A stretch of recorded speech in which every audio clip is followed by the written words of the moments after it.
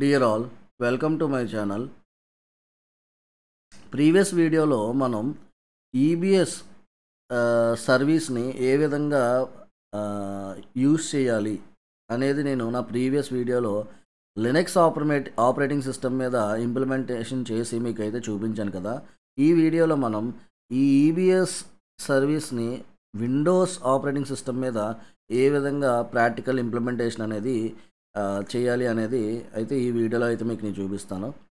But నేను theoretical explanation అంతా కూడా నేను ఈబిఎస్ గురించి ఏంటి, ఆ ఈబిఎస్ అంటే ఏంటి అసలు, దానికి రిలేటెడ్ డీటెయిల్స్ అన్నీ కూడా నేను లినక్స్ ఆపరేటింగ్ సిస్టమ్ మీద ఇంప్లిమెంటేషన్ చేసినప్పుడు అయితే మీకు చెప్పడం జరిగింది. ఎవరైనా సరే డైరెక్ట్గా ఈ వీడియో చూసినట్టయితే, ఈ వీడియో కంటే ముందు ఆ వీడియో కనుక మీరు చూసినట్టయితే మీకు ఈజీగా ఈబిఎస్ వాల్యూమ్ని, ఈబిఎస్ సర్వీస్ని ఏ విధంగా మీరు యూస్ చేయాలి అనేది మీకు ఒక క్లియర్ కట్ అండర్స్టాండింగ్ అయితే రావడం జరుగుతుంది. సో ఈ వీడియో మీరు ఫ్రమ్ ది స్క్రాచ్ స్టార్ట్ నుంచి ఎండ్ వరకు చూసినట్టయితే ఈ ప్రాక్టికల్గా నేను ఏదైతే ఇక్కడ ఇంప్లిమెంట్ చేసి చూపిస్తున్నానో ఇదే ఎగ్జాంపుల్ మీరు మీ యొక్క ఓన్ ల్యాప్టాప్లో కూడా మీరు ప్రాక్టికల్గా మీరు ఇంప్లిమెంటేషన్ అయితే చేసి మీరు కూడా చెక్ చేయొచ్చు. ఓకే, సో ఇక్కడ చూస్తే ఇంతకుముందు నేను 2 ఇన్స్టెన్సెస్ తీసుకున్నాను. ఆ 2 ఇన్స్టెన్సెస్ కూడా మనకి బై డిఫాల్ట్గా వచ్చాయి. సో నేను ఇక్కడ ఈబిఎస్ వాల్యూమ్ని అటాచ్ చేశాను 5 GB. So same practical example ఒకటే గుర్తుంచుకోండి, మీరు ఒక 2 ఇన్స్టెన్సెస్ కూడా సేమ్ అవైలబిలిటీ జోన్లో అయితే ఉండాలి. లినక్స్ మీద ఏదైతే విధంగా చేసామో ఇప్పుడు మనం విండోస్లో ఏ విధంగా చేయాలనేది అయితే మీకు ఇప్పుడు నేను చూపిస్తున్నాను. సో ఫస్ట్ మీ యొక్క కన్సోల్ మీకు ఇక్కడ ఆప్షన్ ఉంది కదా, లాంచ్ ఇన్స్టెన్స్ అని చెప్పి, క్లిక్ ఆన్ లాంచ్ ఇన్స్టెన్స్. ఇప్పుడు ఇక్కడ నేమ్ అయితే ఇస్తున్నాను నేను, విండోస్ EBS -1 అని చెప్పి. Okay, so scroll down. Operating system ఇంతకుముందు మనం లినక్స్ ఆపరేటింగ్ సిస్టమ్ చూస్ చేసుకున్నాం. ఇప్పుడు ఈ EBS డెమోకి నేను విండోస్ ఆపరేటింగ్ సిస్టమ్ అయితే చూస్ చేసుకుంటున్నాను. రైట్, సో ఇక్కడ ఫ్రీ టైర్ ఎలిజిబిలిటీ ఉన్నది మాత్రమే చూస్ చేసుకోండి. ఒకవేళ ఫ్రీ టైర్ ఎలిజిబిలిటీ లేకపోతే మీకైతే అమౌంట్ అయితే ఛార్జ్ చేస్తాడు అమెజాన్ వాడు. Next instance type T2 micro, 1 CPU 1 GB memory RAM అనేది మనకి రావడం అయితే జరుగుతుంది. అండ్ ఇక్కడ కీ పేర్ వచ్చేసరికి ఒక కొత్త కీ పేర్ అనేది అయితే క్రియేట్ చేస్తున్నాను నేను ఇక్కడ. So click on create key pair, scroll down, network settings, ఇక్కడ ఎడిట్ ఆప్షన్ ఉంది కదా, క్లిక్ ఆన్ ఎడిట్. ఇక్కడ మనకి మెయిన్ ఇంపార్టెంట్ సబ్నెట్లో అవైలబిలిటీ జోన్ అనేది చూస్ చేసుకోవాలి. సో ఇక్కడ నేను అవైలబిలిటీ జోన్ AP-South-1B అని చెప్పి చూస్ చేసుకుంటున్నాను. అండ్ స్క్రోల్ డౌన్, ఇక్కడ security group name and description అనేది మెన్షన్ చేయండి. ఏ నేమ్ ఇచ్చినా పర్వాలేదు, జస్ట్ ఓకే. సో ఇక్కడ ఇప్పుడు చూడండి, మనకి విండోస్కి అయితే బై డిఫాల్ట్ నేను చెప్పిన 30 GB రూట్ వాల్యూమ్ అయితే మీకు ఇక్కడ రావడం జరుగుతుంది. సో విండోస్కి అయితే. సో ఇప్పుడు ఇంతకుముందు మనం లినక్స్ చేసినప్పుడు 8 GB వచ్చింది. దాన్ని మీరు ఎక్స్టెండ్ చేసుకోవచ్చు రూట్ వాల్యూమ్కి అప్ టు 30 GB, ఇది కూడా.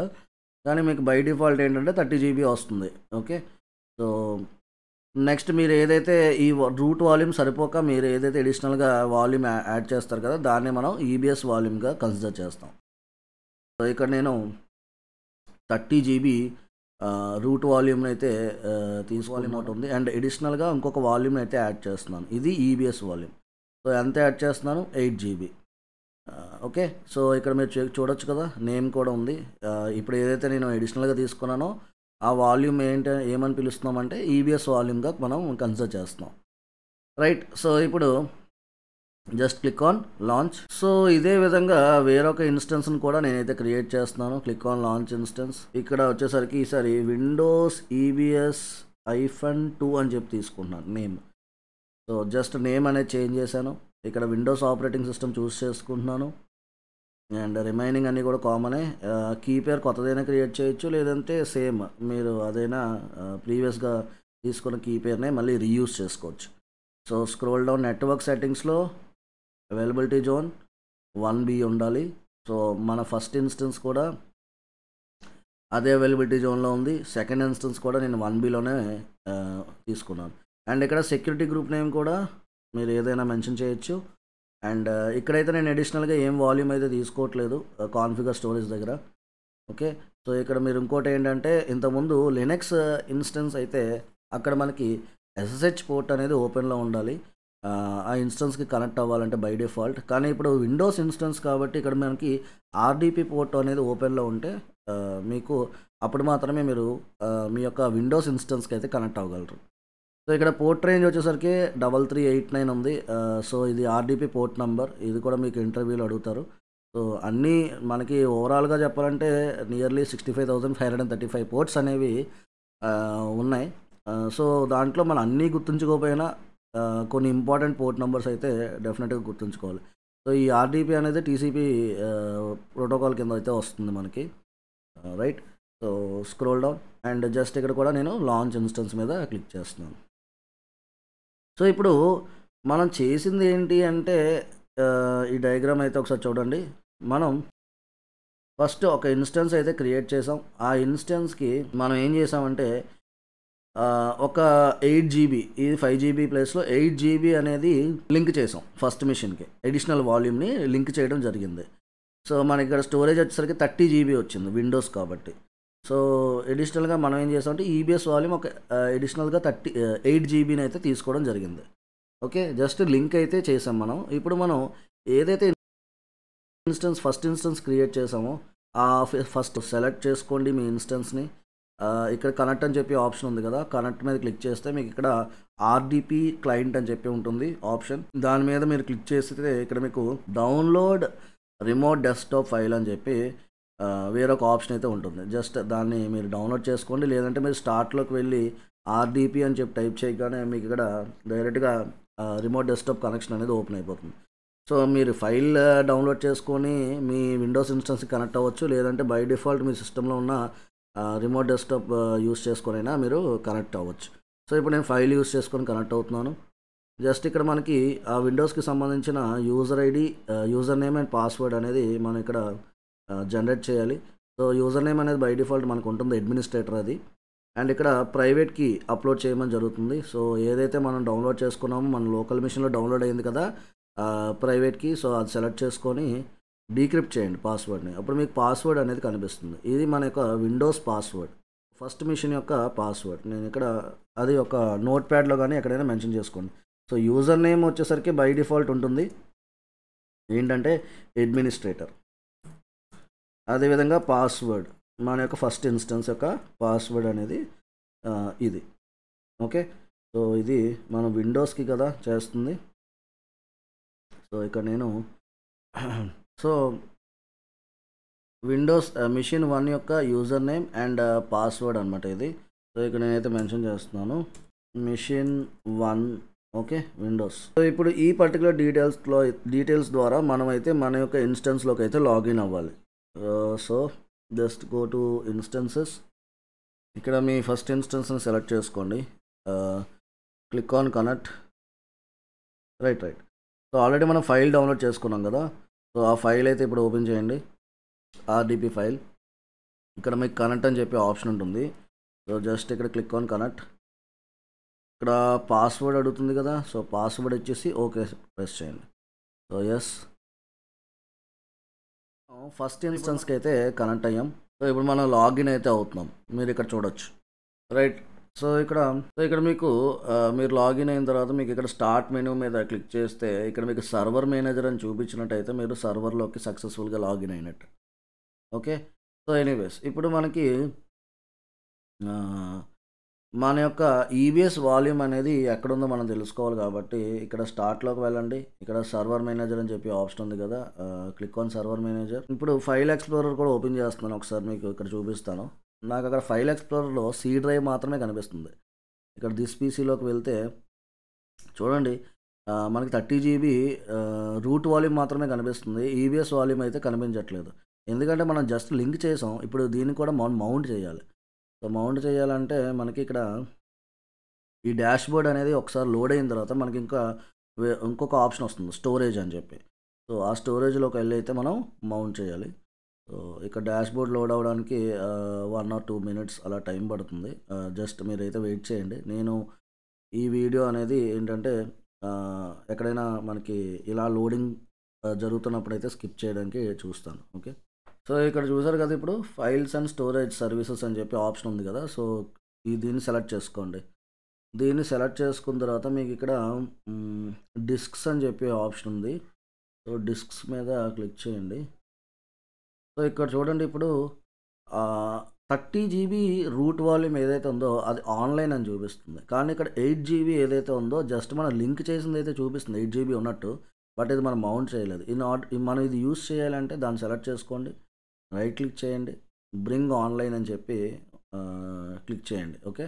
So click on yes and మళ్ళీ రైట్ క్లిక్ చేయండి. ఇనిషియలైజ్ చేయండి. మళ్ళీ ఎస్. మళ్ళీ రైట్ క్లిక్ చేయండి. New volume. Next. Click on next. Next. Click on next. ఇక్కడ విండోస్ వచ్చేసరికి NTFS ఫైల్ సిస్టమ్ అనేది ఇది ఫాలో అవుతుంది. New technology file system. So letter drive అనేది మీరు ఏదైనా చూస్ చేసుకోవచ్చు. ఇక్కడ బై డిఫాల్ట్ D తీసుకుంటున్నాను ఇక్కడ system. So click on next. చూడండి ఇక్కడ ఫైల్ సిస్టమ్ చెప్పాను కదా NTFS అని చెప్పి తీసుకుంటుందని. సో అదే మీకు ఇక్కడ చూపిస్తాడు ఫైల్ సిస్టమ్ వచ్చేసరికి. So click on next.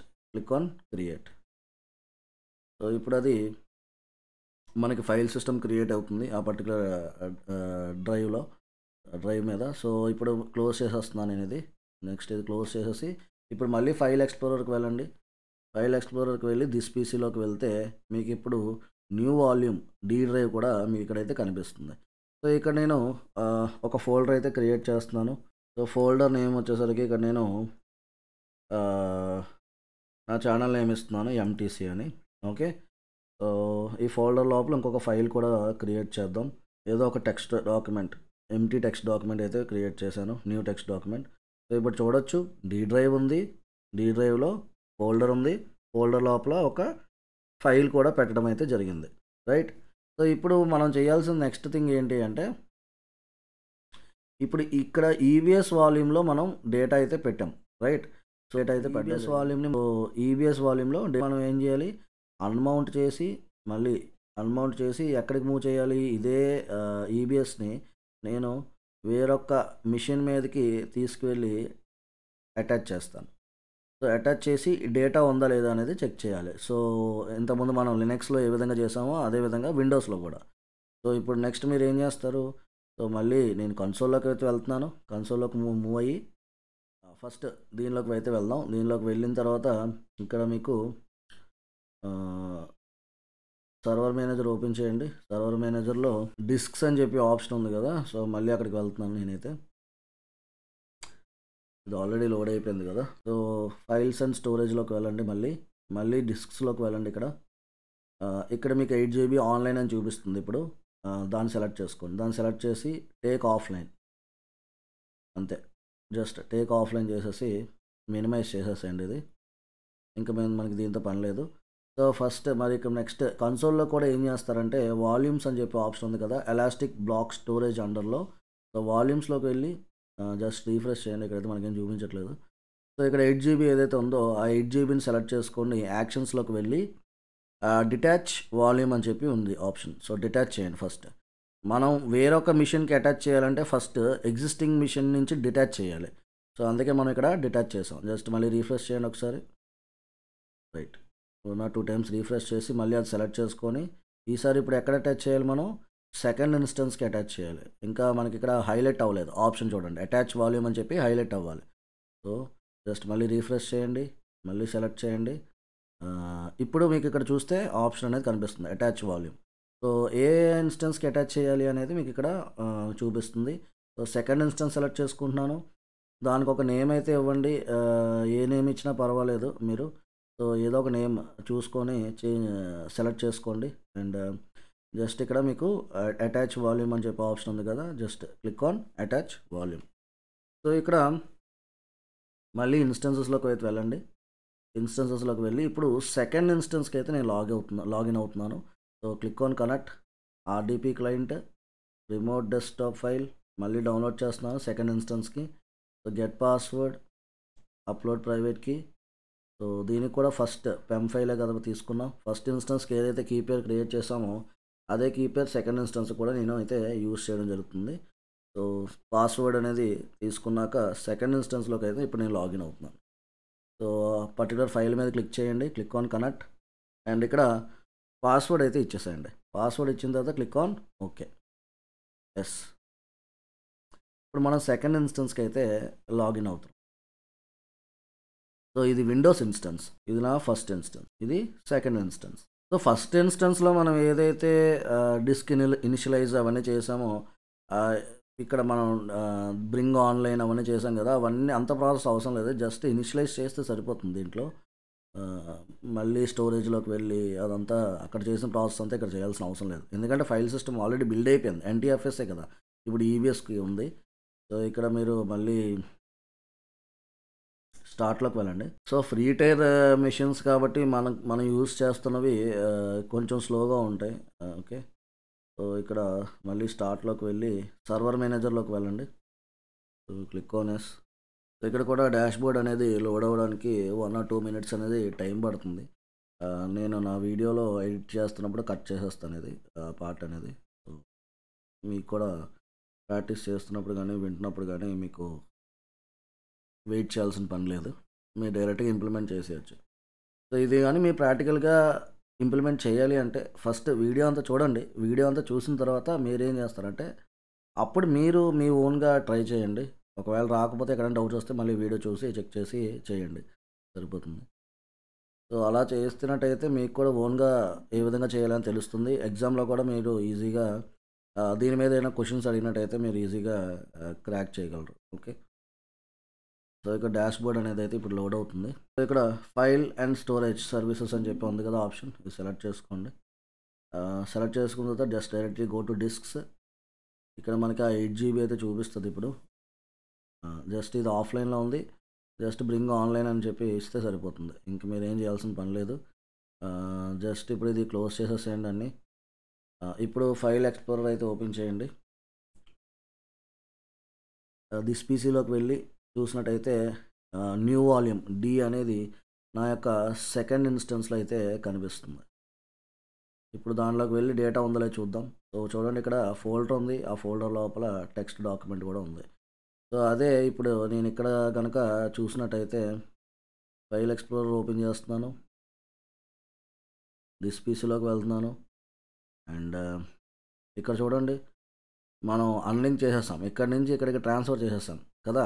So అందుకే మనకి ఇక్కడైతే లోకల్ డిస్క్ డి అనేది చూపించట్లేదు. దానిలో ఉన్న డేటా కూడా మనకు కనిపించదు. అదే డేటాని ఇక్కడికి మనకి సక్సెస్‌ఫుల్‌గా మైగ్రేట్ చేసాం. సో ఇది గైస్ ఈబీఎస్ గురించి ఇదంతా కూడా related to practical video Windows మీద ఏ విధంగా ఇంప్లిమెంట్ చేయాలనేది. సో ఇప్పుడు మీకు ఈ డయాగ్రామాటికల్‌గా మీకు అర్థమై ఉంటుంది. సో అది ఏ విధంగా మనం ప్రాక్టికల్ ఇంప్లిమెంటేషన్ చేయాలి. దాని గురించి రిలేటెడ్ డీటెయిల్స్ అవన్నీ కూడా మీకు ఎక్స్‌ప్లెయిన్ చేయడం జరిగింది. అండ్ మీకు దీనికి సంబంధించిన డాక్యుమెంటేషన్ అంతా కూడా మీకు ఏడబ్ల్యూఎస్‌లో కూడా ఉంటుంది.